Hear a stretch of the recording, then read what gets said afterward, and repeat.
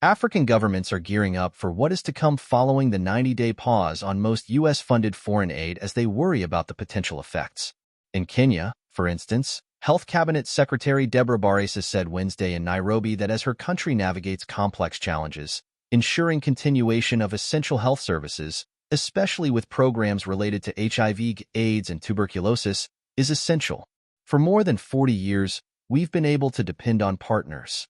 PEPFAR has done a great job in ensuring that HIV patients, TB patients are receiving health services, she said, referring to the U.S. President's Emergency Plan for AIDS Relief, a program that works with partners in 55 countries worldwide.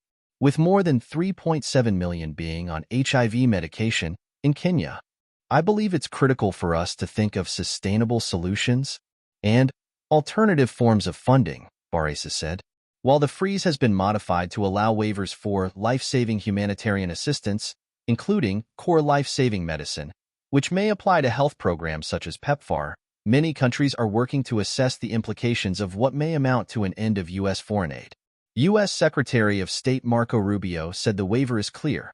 If it saves lives, if it's emergency life-saving aid, food, medicine, whatever, they have a waiver. I don't know how much clearer we can be.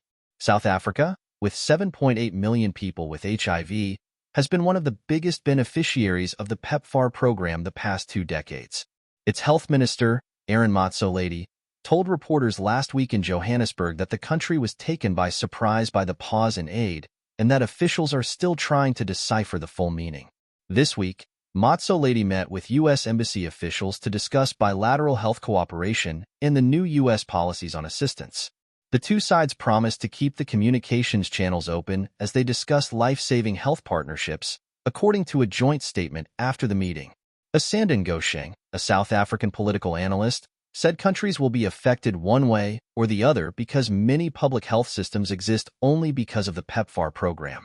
Even in the case PEPFAR is not funding 100% of the programs, any money that is removed means that countries simply would not be able to afford programs that they were able to afford with the money that was being supplemented by PEPFAR before, Ngosheng said.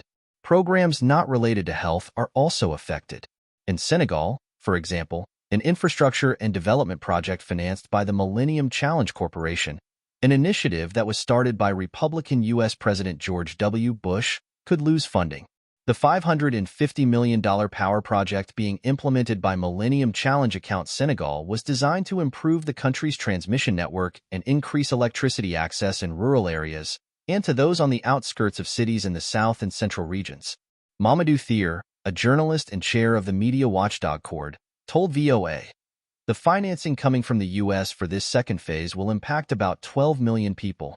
Thier referred to a recent speech by Senegalese Prime Minister Ousmane Sonko that emphasized the need for countries to work on being self-sufficient.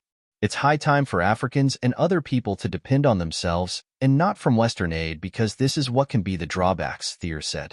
They will have to depend on national resources to go ahead with the rest of the electricity project because there's no way to go backwards, he said.